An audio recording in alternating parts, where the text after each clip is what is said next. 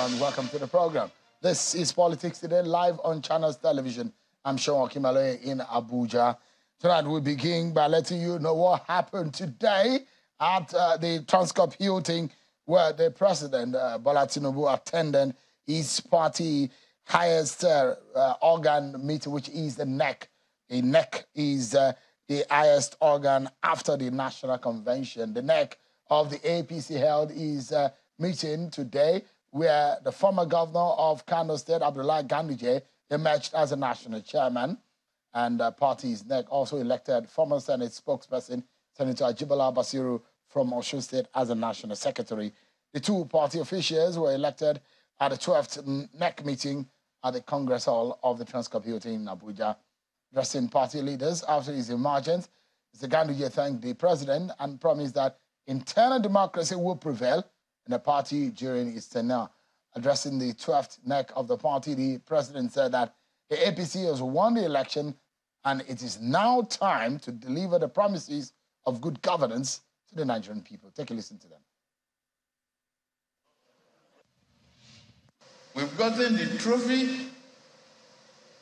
The president is standing before you.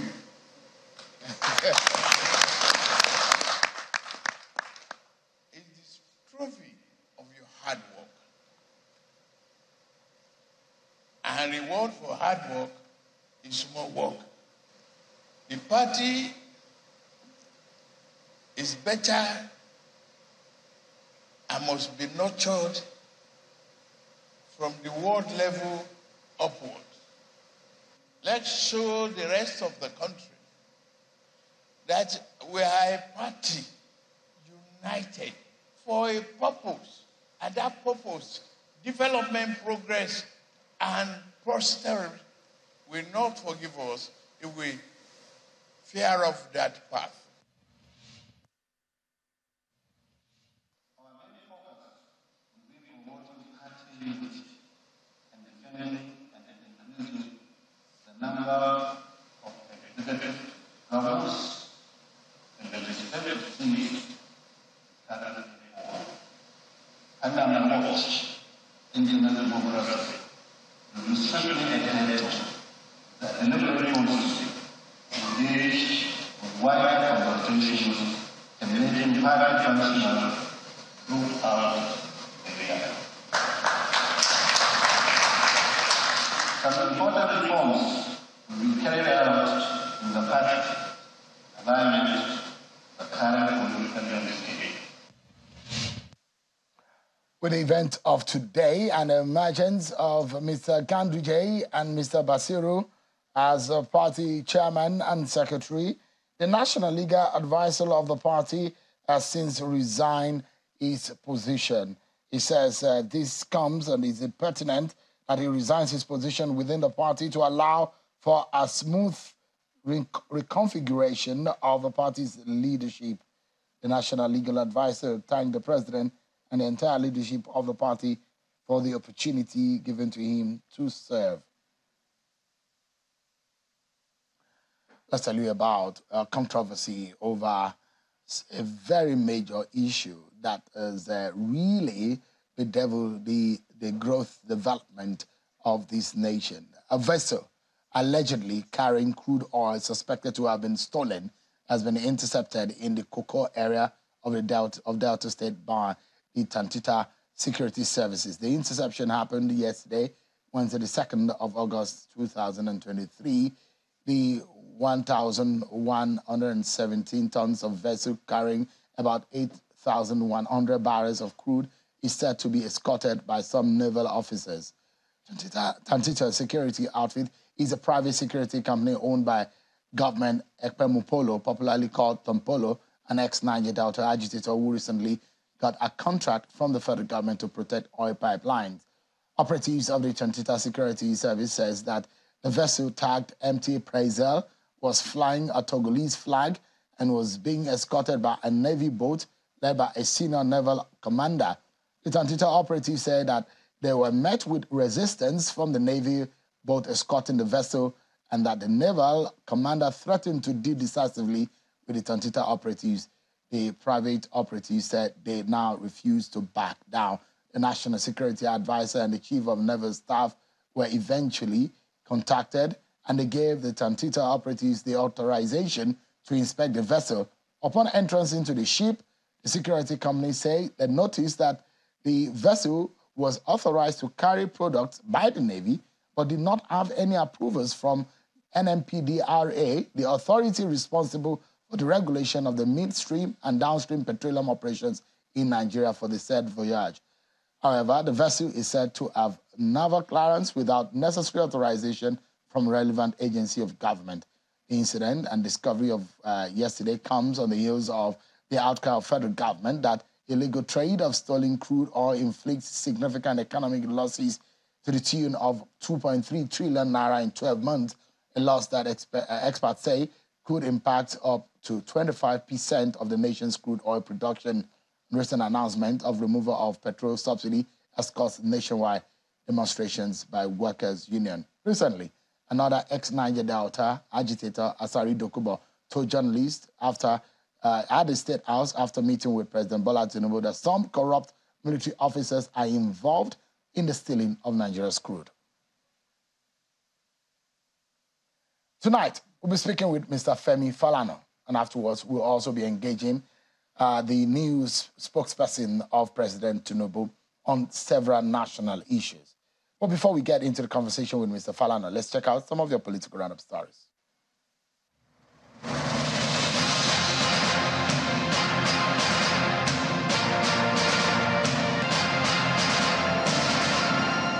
Nigeria's First Lady, Senator Oluremi Tinubu, today paid a courtesy visit on the former President Muhammadu Buhari at his Daura residence in Katsina State.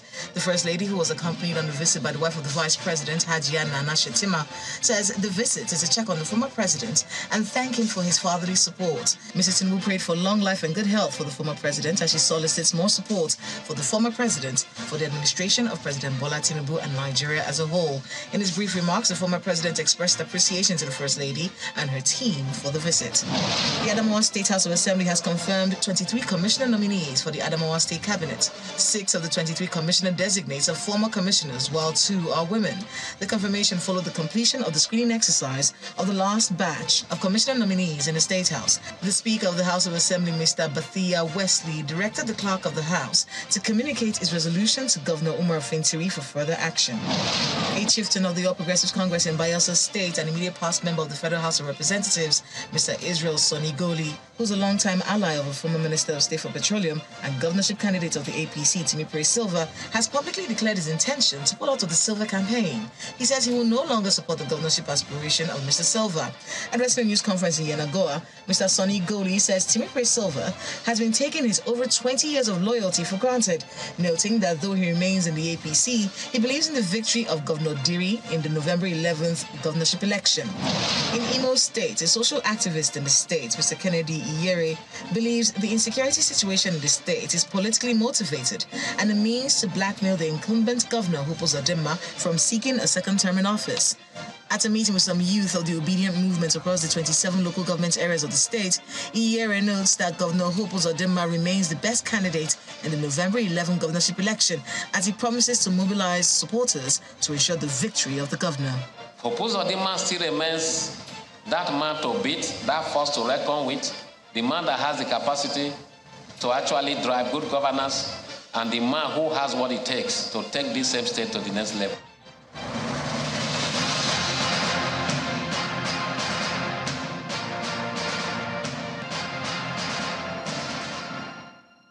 Thank you so much, everyone, for staying with us. Let's get the conversation started. You've seen and been following what has happened over the last few days. Labour has squeezed the government of opportunities and chances of where to go after the policies released by the federal government caused a lot of uproar, demonstration on the street, workers agitating over what has become a very, very tough period economically for virtually every citizen of the country. Tonight, one of those who also took to the street and lent their voices, the voice on this matter, is Mr. Femi Falana, a rights activist and one of a senior lawyer in the land. He joins us from Lagos. Thank you so much, Mr. Falana, for joining us tonight. Good evening to you. Good evening. Yeah, let's begin. I'd like to get your view. After my conversation with one of the labor leaders yesterday, the president of the TUC, the news crept in about the federal government's contempt motion against the labor, saying that the labor is in contempt of court order. How do you react to the move of the federal government in that respect?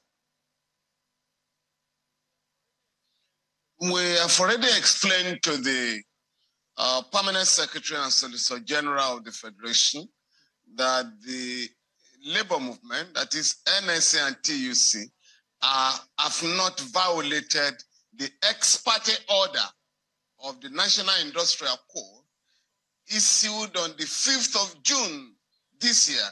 In the first place, the ex parte order is not supposed to last indefinitely and tie the hands of labor perpetually. But what we have done is to make it clear that what labor did yesterday and what the labor movement intends to do until that order is lifted is to engage in protests, rallies, public meetings, which are not prohibited by the court. The court simply ordered workers not to embark on strike. Workers did not embark on strike yesterday. They had peaceful protests all over the country. I'm talking of the labor movement and civil society organizations. Marched peacefully yesterday to express their discontent and their frustration with the economic program of the government. That is allowed by both sections 39 and 40 of the Constitution, as well as Articles 9 and 10 of the African Charter on Human and People's Rights Act. And the Court of Appeal made the point, in the case of Inspector General of Police and All Nigerian People's Party, that all Nigerians have the right to protest for or against the government on matters of public interest. That was what happened yesterday. In fact, based on that judgment, and we had the privilege of handling that case, and the case was handled by those who are now today the leaders of the APC. Now, what happened thereafter was that the National Assembly, based on campaign by the human rights community, now amended the Police Act 2020. Section 83 of it provides that during a protest by Nigerians, the police shall provide adequate security. And that was what the Inspector General, Acting Inspector General of Police, Mr. Kayode Egbetokun, did yesterday by directing all police commands in the country to provide adequate security. And that was why the rallies went very peacefully in all the 36 states of the country and the Federal Capital Territory. So the question of contempt does not arise, but we have challenged the government, go to court. If they are sure that labor has violated the order, we shall join issues with the government in court. I mean, I'd like to take you up on we had a conversation, Mr. Falano, and you had said that the World Bank, you called it a grant, but the World Bank says it's a loan of $800 million US, part of which the agreement with the government of Nigeria is to share this money in some manner. And we do understand that the 8,000 naira per poor household for 12 million household is not going to change. But you have insisted that if the federal government goes ahead to do that, it's going to be in contravention of the extant law of the nation. Do you still hold that stance?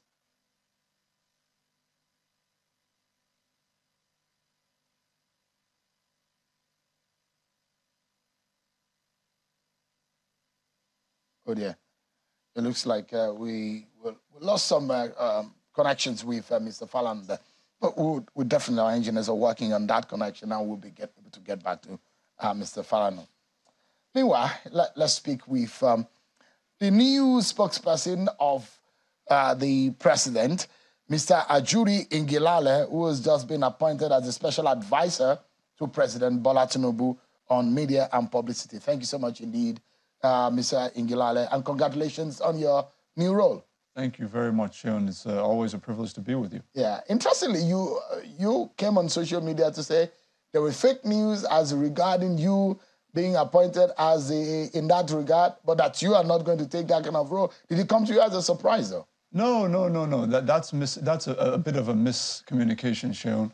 What I was referring to was a series of fake news bits circulating online at that time, saying that I had received an appointment as special assistant to the president on new media, which is digital media. I came out and I said that that's false. I also came out and said that returning to my previous role is not something that I was considering doing. Of course, I am not in my previous role. I'm in a completely different role now as the special advisor to the president on media and publicity and the official spokesperson of the president. So that should put that to rest. Interesting. You have shown a stance as soon as you were appointed that you would do things differently. Is that right? That's absolutely correct. I did have my first press conference with the State House Press Corps, and I really just wanted to use that opportunity to make clear to not just the press corps, but all Nigerians, home and abroad, that the institution of the presidency does belong to them. And it is a sacred trust that has been given to the All Progressives Congress and President Bola Ahmed Tinubu at this time. And as a result of that understanding, in our engagements with Nigerians and our engagements with the rest of the world, we will not be a party to the kinds of insulting language that we've seen in the past from government officials toward Nigerian citizens. We will not be arrogant in our disposition as if we are higher or more important than the Nigerian citizen out there. We want to be sure that everybody understands that we're going to do things differently. We're going to respect Nigerians, and we're going to communicate with Nigerians on the basis of mutual respect and on the basis of true and factual and verifiable information.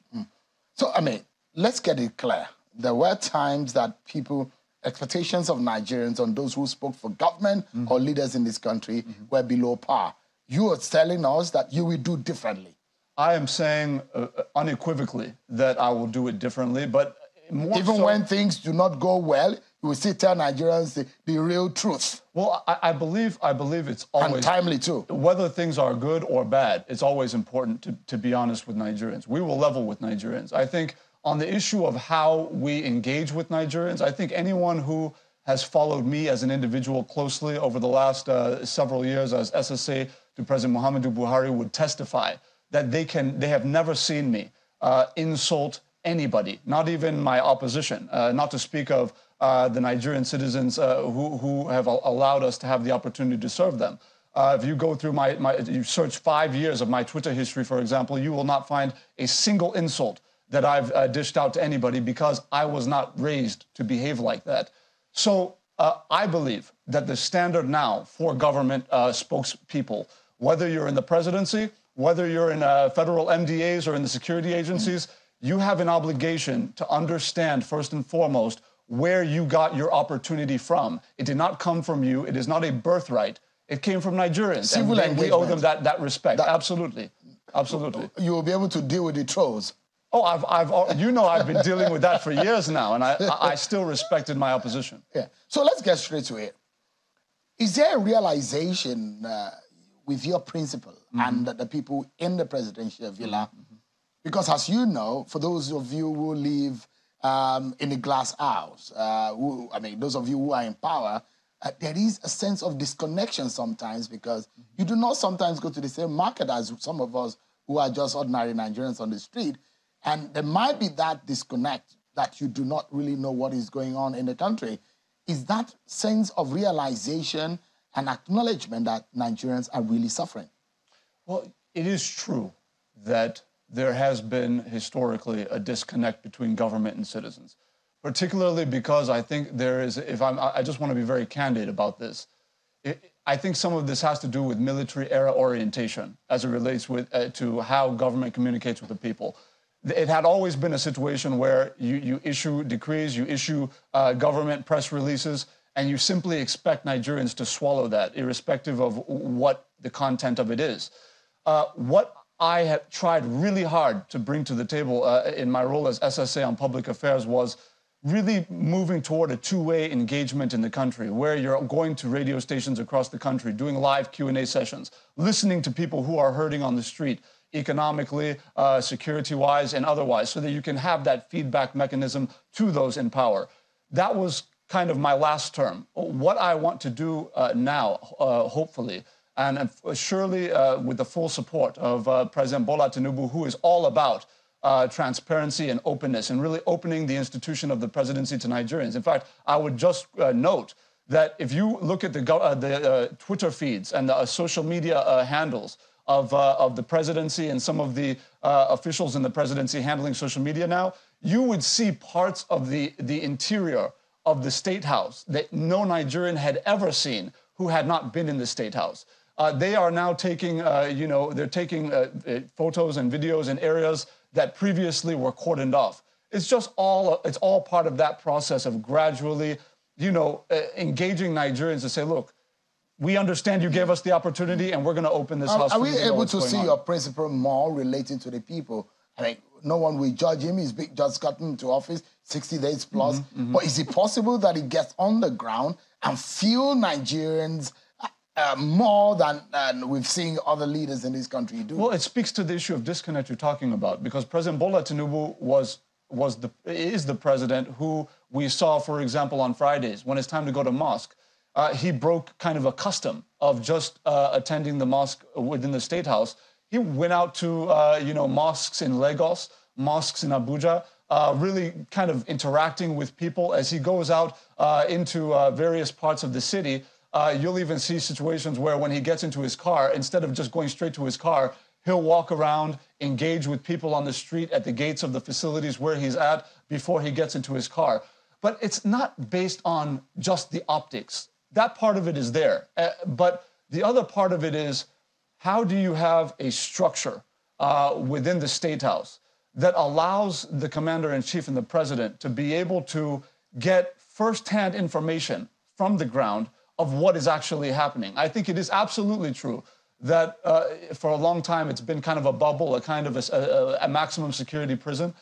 We want to break those walls down a bit. And I'd like to know, how do you explain that on one hand, you were negotiating with Labour, you had a meeting, you were in that meeting, few hours later, your government had gone to court to charge or to hold Labour in contempt of court over a matter you are sitting down to negotiate with them. Is that sincerity of purpose? Well, I think it's a little bit more nuanced than that, Shun, to be fair. First of all, I was not yet appointed as at that time, so I wasn't in that earlier meeting before the court judgment came out. But I do believe, as part of the negotiations that were going on then, that it was understood by the labor movement that government wanted to negotiate on the basis of good faith, but that it would test the legitimacy of the exercise in court. I think we would get into troubling waters, as it were, if we begin to say that people should not exercise their free right to go to court. Well, is that sincerity? I'm coming. Is that sincerity? No, of course it's. If you and I are having a conversation, of course it is. then you go behind and you. No, you're not good. No, but drag the Labour to court. That's not correct. That's not correct, because you're creating an impression that there was something subterranean going on, when in fact it was something that we told them we were going to do. So there's nothing about going behind or creeping or being disingenuous. You're having a negotiation with somebody. You're saying, look, we need time because we are currently running a deficit, right? We simply do not have the money right now, given all of with the controversies we know at the central bank, which right now there's an approved external auditor going through the books of the central bank. Knowing the problems we've had with our books over the course of the last few years or what have you, we now said, look, realistically, we have to be realistic. We're not going to be promising people things we can't deliver. If we don't have the money to do what you're telling us to do, we will tell you we don't have the money. So what we are saying is that it's with the subsidy savings that we can now bring out all of the palliatives that we're agreeing to. But if you are saying that you are going to shut the nation down because the money that you know is not available is not going to be put on the table in front of you, knowing that it's not available, then we are going to look you in the eye and tell you that we're going to take you to court and test that before a judge. And then the last point, Sheun, on that is that let's also appreciate the fact, and this is in no way, shape, or form an attempt to antagonize the labor movement. It is absolutely true that people are hurting, Sheun. Nigerians are hurting. Fuel prices have gone up. Food prices have gone up. Salaries have been impacted by the currency devaluation that's taken place as we've tried to unify the exchange rates. These are real problems, and people are hurting. So we do not in any way lambast or denigrate the labor movement for defending the yearnings of people when they're hurting. What we are saying is that when you come to the table, let's be fair-minded based on not an ideological concept, but on the basis of what the pragmatic reality is on the ground about what we have, what we don't have, what we can do, and what we cannot do. And then what we've said is that if you're not dealing with reality, then we would now become worried that the previous linkage, that we all know it was an open linkage, it wasn't hidden, between a Labour Party presidential candidate who's currently in court and the labor movement. That was a reality. So we said, if you're not playing politics, then you're going to work with us on the basis of reality and not on the basis of fantasy. All right. I'll get to some of these other issues, because Nigerians need to get the real, the facts of the matter. Absolutely. And the truth of the issues, and they need to be explained to, in the least they're the ones suffering. Let's get back. I understand that Mr. Falana is back with us. Apologies, Mr. Falana, we had a technical outage on the connection with you. Sincere apologies, Senior Advocate. No problem. The question I was asking before that outage is in respect of your position right on this program. It was a conversation between yourself and I that you said if the federal government would go ahead to spend $800 million given by the World Bank, it cannot be as a loan. You had said that it can only be a grant. But the World Bank has said, no, it is a loan. That means Nigeria will have to pay back. And that money, we understand that the 8,000 naira to poor 12 million household for 6 months is still going to continue. Do you still hold that stance, Mr. Falana, that it is illegal? Well, Sheun, I didn't write the laws, but I'm saying under the provisions of the Fiscal Responsibility Act, loans can only be procured by Nigeria for the purpose of executing capital projects. There's no provision for palliatives under the law. And therefore, the World Bank, just like a local bank, is supposed to take into consideration the provisions of the law. In every country, you know, when you are engaging in giving loans and whatever. And I'm saying that the central bank will have to be convinced, will have to be persuaded by the government. Sorry, we have discovered that we made an error because you pressurize us to remove fuel subsidy. This should be your own contribution to it. I'm sure if a case is made to the leadership of the World Bank, this will be understood. Or if the government goes ahead to regard it as a loan, Nigerians have the right, of course, to challenge the legality of the loan. That is the issue. Because the central bank is involved in the management of the Nigerian economy, albeit illegally. The IMF is involved in the management of the economy. But this has to be in line with the provisions of the Constitution, the Central Bank Act, and the Fiscal Responsibility Act. The World Bank has copies of these laws. And the World Bank must respect the sovereignty of Nigeria. That is the issue. And of course, there are situations where the World Bank cancels loans. And this is one of such situations. And for me, it is the contribution of the World Bank to the campaign for the removal of fuel subsidy. Why Nigerians are complaining? The World Bank is lauding the government. The IMF is pressing the government for adopting its own policy. On what ground do you want to further problematize the problem, the crisis, by asking Nigerians to pay a loan? All right. Mr. Falana, let's take a breather. But when we come back, there are some fundamental issues that I'd like to get your views on. The president has shown that he's very much deeply involved in a crisis in Niger. And there are those who have sounded the warning to the president that we need to be careful. I would like to get your view. The appropriation of the palliatives that have been ruled out by the president's speech on Monday, I'd like to get your view. The Labour, they've backed down for a moment, are hoping to give the federal government an opportunity, hoping that by tomorrow there will be a policy decision by the federal government. I'd like to get your views on that. And don't forget also that Ajuri Ngilale is still with us on the program, the special advisor to the president on media and publicity. Ladies and gentlemen, we're going to break, and when we come back, our conversations continue. Thank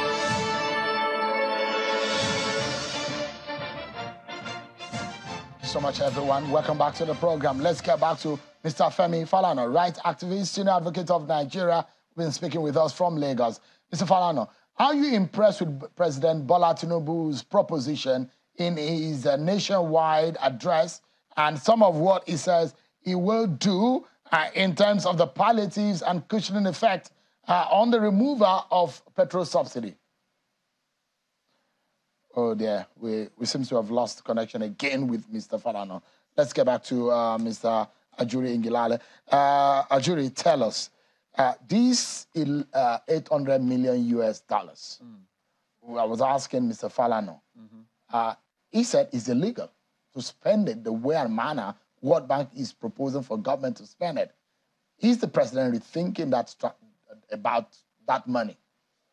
The first thing to mention there, Shun, is that the National Assembly, before former President Muhammadu Buhari left office, the 9th National Assembly had actually approved that fund. So the notion that it's illegal, maybe he can better explain what he means by that. But the due process, according to the laws we have in this country, had seen that money to be available. And the World Bank, by the way, would not permit a sovereign country that they're partnering with to use their funds illegitimately or illegally. So it has to work on both ends for that to happen. Now, the next point is that all of that entire conversation is, as of now, irrelevant. And the reason why I say that is because we have already issued a statement through the special advisor to the president on communications, special duties, and strategy, Mr. Dele Alake. So I think it was about a week or two ago, where it was announced that the president had listened very carefully to Nigerians and to the analysts who were discussing it, and just the general reaction of Nigerians across the board. It showed clearly that Nigerians were not really accepting of the notion of spending an $800 million facility, which is a loan, on 8,000 naira per month for 12 million households over 6 months. So what he now did was he fully retracted that. He has, you notice in the last speech he gave very recently, 2 days ago, that issue of the $800 million and the program to send that money to 12 million households, it wasn't even mentioned. And the reason why is because that particular aspect has been revoked. So it's actually a totally irrelevant conversation now. It's not going to happen. So that money is not going to be spent by this government? As I understand it, and I want to be very clear about this, as I understand it, that money is specifically for a conditional loan program for Nigerian families to benefit from, and that program has been canceled by the president. So I do not believe that that money will be spent at all. And again, the National Assembly approved it for a purpose, so it cannot be spent outside of that purpose. So I believe it's very safe to say that that money will not be spent for anything other than that, and that it will not be spent for that purpose either. So Nigerians should essentially they should just put that idea to bed. To bed. Yeah, absolutely. World Bank, with their own idea, it's on one hand. Absolutely. And the federal government, led by Bola Tinubu, will go ahead with its own palliative plan. With its own palliative plan, now, separate from the World Bank funds. The president said 1 trillion naira has been saved. And there are those who think that that may not be exactly correct, considering that Nigeria has been defaulting in paying a backlog or the previous payment on the subsidy in its own way, because NNPC was the sole importer of the product. But NNPC had come out to say the country has defaulted, the state has defaulted severally. So when the president said we save 1 trillion naira, there are those who say, where is the money? It's in the central bank. Well, thank you very much. So the proof is in the pudding here. And again, everything I say on this program, I'm hoping our viewers will take time to fact check me, because everything can be Googled and searched. First of all, it is true that, and this is part of what I was talking about when I said when we were having the negotiations with labor, we didn't have the money, because you're right, there was a default going on within the NNPC. Because they were using up funds that would have been, shared to the tiers of the federal government, between the federal government and the states and local governments to essentially pay the subsidy. Now, what is critical to understand is before now, there was, you recall, I think it was in May of this year, when the NNPC came out and announced that they're not going to be able to remit anything to FARC for onward sharing, essentially, in terms of their, profits and royalties, etc. What has now happened is in the last 1 month, they reported a profit for the first time in I don't know how long. I think it was 150 billion that they had remitted. In addition to that point, again, they can fact check this. The FARC had received a historic high inflow from all sources, including the NNPC, of about 1.9 trillion in the month of June. It is not a coincidence that in April, it was at about 600 and something billion, May, about 700 and something billion. Then all of a sudden, we removed subsidy at the end of May. And then from June 1 to June 30th, the month of May, all of a sudden at the end of June, at the beginning of July, FARC has now received 1.9 trillion against 700 billion the month before. That's a surplus now of 1.2 trillion in 1 month. What we are saying is that the funding that we're going to be using for the programs that I'm about to lay out in a moment, the palliatives that Nigerians want to know about, will come from an agreement between the federal government under the president and the state governors that out of the 1.95 trillion naira that has now accrued to FARC in June, for example, and again, we're going to hear an announcement soon about what we accrued in July. We're just talking about only June now, 1.9 trillion. The agreement was that out of that massive surplus saved by the removal of the subsidy, we are going to send 790 billion into essentially what is a dedicated savings account, but it's not savings for the sake of savings. It's saving to invest. That is agreed upon between the states and the federal government. Then we agreed to share approximately 900 billion to the states, which is about 2 or 300 billion more than the previous month's allocations to the states. So they're happy, they have more money already, and we're saving essentially $1 billion in 1 month as a result of the removal of subsidy. Now, what we're going to do is, out of that massive savings that we've accrued out of the removal of subsidy, again, you can see why we don't need to revert to the World Bank loan, because we have all this extra money now. What we're now doing is we're saying, look, out of the 790 billion that we're savings, the president announced the establishment of a new infrastructure support program for states, where he's essentially going to provide funding to the states to counterpart fund major infrastructure projects that will do multiple things. One, it'll put people to work. It'll put wealth into the hands of vendors, construction workers, construction companies, those who bring the cement, those who bring the sand, and the value goes down the chain into the rural markets. Then in addition to that, he's put in place, and that's going to deal, by the way, with roads, it's going to deal with power, it's going to deal with basic healthcare, basic education, and the like. In addition to that, he has now put in place a set of palliatives that I want to be very clear about so that Nigerians know exactly what he's doing. One, in the last 1 month, he signed 4 executive orders that either suspend existing taxes on small and medium scale enterprises in the country and large enterprises in the country, so that you will essentially expand their expendable revenue space within their companies. They now have buffer because their taxes are being reduced. Then he's also signed an executive order that would delay the commencement of new taxes that would have come in on these companies. That's one. Then number 2, he's put in place a program for agriculture. He's already announced in his last speech that 235,000 metric tons of grains have been released from our strategic grain reserves nationwide. Have those been released? The process of release has begun already. It's already started moving.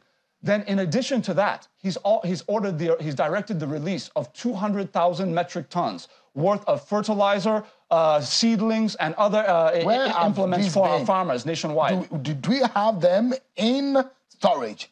No, of course. Or where are we getting these grains from? These are in our strategic grain reserves. We first of all, we purchased them from local farmers. So over a period of time, let's just say over a 1 year period, bit by bit over the course of the months, whatever available grain is still on the market that has not been consumed by the Nigerians locally. We're able to go to small scale farmers through their cooperatives and purchase their grains, those excess grains, before they go bad, and put them in our strategic grain reserves. So the grains have been in our reserves.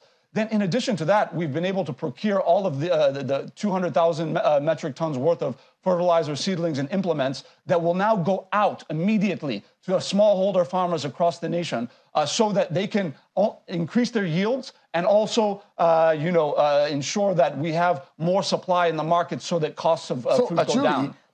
Are we going to have an effect of immediacy? Something that Nigerians who are hungry now, you're talking of a plan of farming plans and all what have you, that will have to wait for harvest. Nigerians cannot wait for harvest. We're looking for something that will heal their pains immediately. Are we seeing anything like that? No, when we're talking about an immediate release from the strategic grain reserves, the grains are ready, they're hitting the market now. And the impact of that is that the price goes down in the market because you now have more supply. So that the cost of food will go down. That's an immediate thing. The second one is that when you look at the issue of immediate cash in hand, while we're not doing the World Bank handout program now, what we are going to do is the president has approved for a program of about 150 billion to be given to MSMEs across all 36 states of the Federation and the FCT. 50 billion will be given out in the form of grant, meaning this is money they will not have to pay back. Nigerians will not have to pay it back. These MSMEs that are going to be supported will not have to pay it back. Then the other 75 billion will be given in the form of loan, but single-digit interest rate loan with a repayment period of about 5 years, 60 months.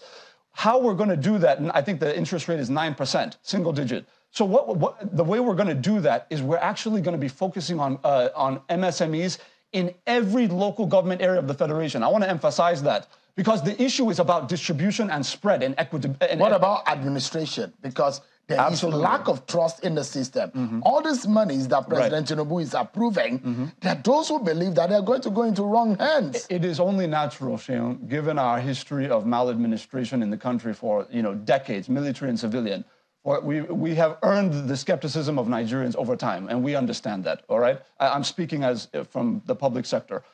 But if you look very carefully at those who have been appointed as special advisors, and those technicians who are around the president, who are part of the Lagos success story, where you have the agricultural boom going on in Lagos, the largest rice mill in West Africa in Lagos. These are the same people now at the center administering these policies. So yes, skepticism is out there, but we want to assure Nigerians that the proof will be in the pudding, and we are going to be very open with them about how these interventions are made. I want to say one last thing on this issue of the palliatives, because it's one thing to deal with the issue of food, which I've talked about. It's another thing to deal with the issue of financing MSMEs to ensure that they have cash in hand to expand their employment base and create jobs and sustain existing jobs.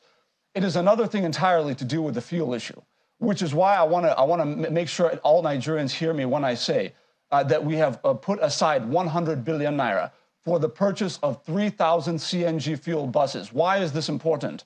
The reason why it's important is because CNG per liter, a bus fueled by CNG per liter, it's 130 naira per liter, as against 617 naira per liter for PMS. So a bus on PMS is essentially 4 times the cost of a bus that is run on CNG. So what we're doing is, with the 100 billion naira, we're purchasing 3,000 CNG fueled buses. We are going to distribute them to all urban centers in every state of the Federation to transport companies.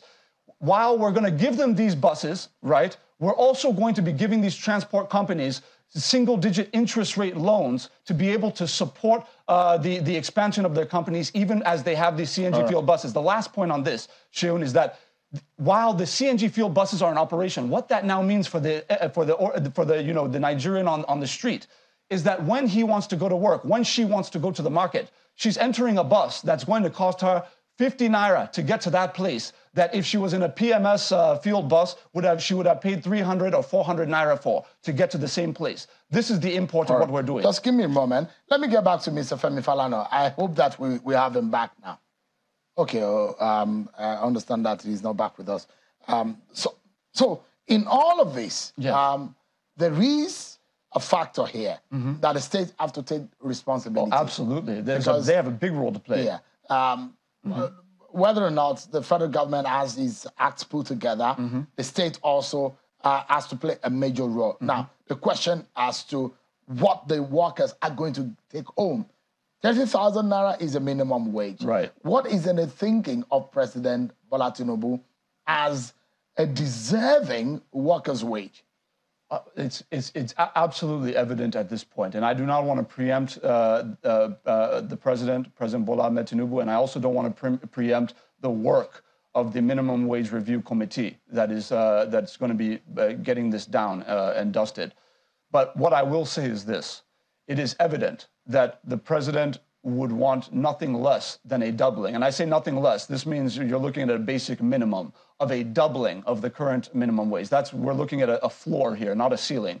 So that's on the one end. On the other end, he has been imploring. And you know the implication that our recurrent is going to jump. Well, that's dramatically. That's on the federal end, right? That's on the federal end. And whether or not the state also can bear the burden. No, we're talking because it will affect the baseline. No, well, hold on. So if you increase the federal minimum wage, the state also will be impacted because workers are workers. That's completely Is the federal government thinking about that? And how will the buffer come? Absolutely. So this is why it goes back to that very important statement I made earlier about FARC allocations now as against what they were pre-subsidy removal.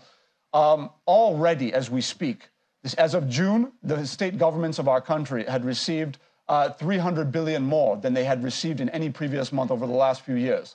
That's point number one. So they already have more money right now.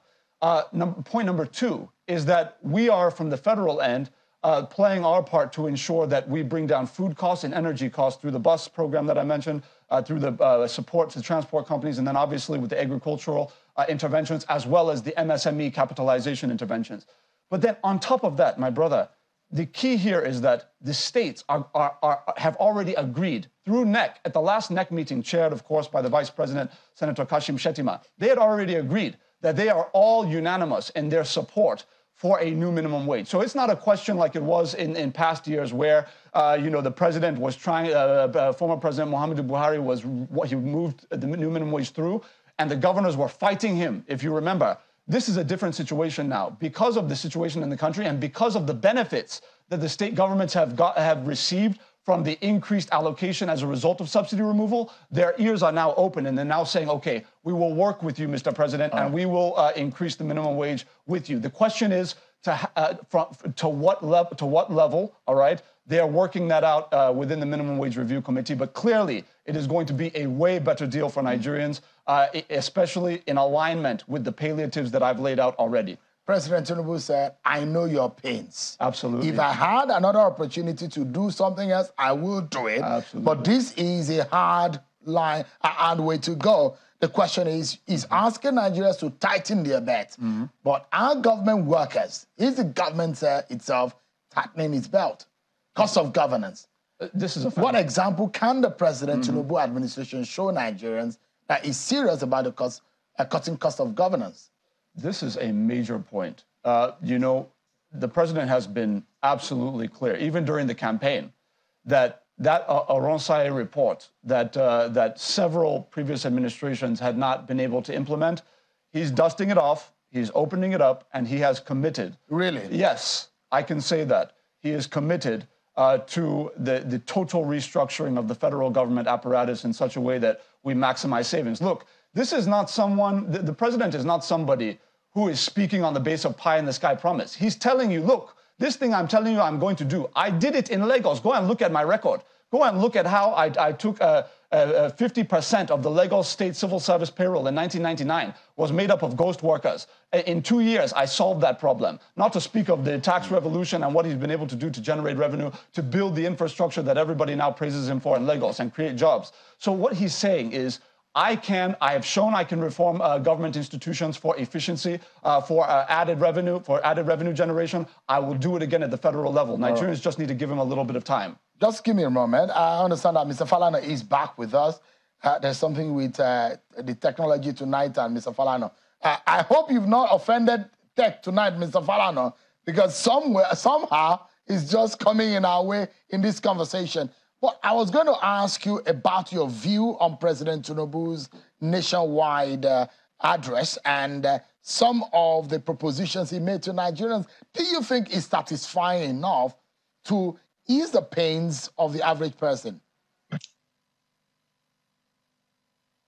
Well, with profound respect to the president, I was taught paragraph 12, where the president made the point abundantly clear that I understand your pain, I feel your pain, but we have no alternatives.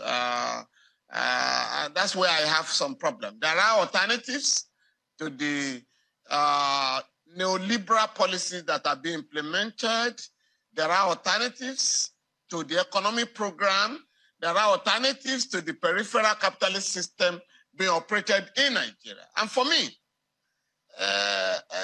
much as the speech demonstrates the concern of the president, you have to look at the fact that with the ongoing devaluation of the currency through dollarization, whatever amount you give out there will be consumed by inflation. And that has to be examined. We must reject the insistence of external forces to the fact that the naira be devalued because it's overvalued, you know? And at the end of the day, you cannot allow the naira to be floated. It's against the provisions of the Central Bank Act. Section 16 of that act provides that the central bank shall determine and fix the exchange rates of the naira vis-a-vis other currencies by a mechanism found suitable by the bank. It cannot be a mechanism dictated by the IMF or the World Bank. So when you float a currency, you are simply saying that the value will be determined by demand and supply. We are not supplying dollars. Apart from oil, there's no other revenue that earn sufficient dollars for the country.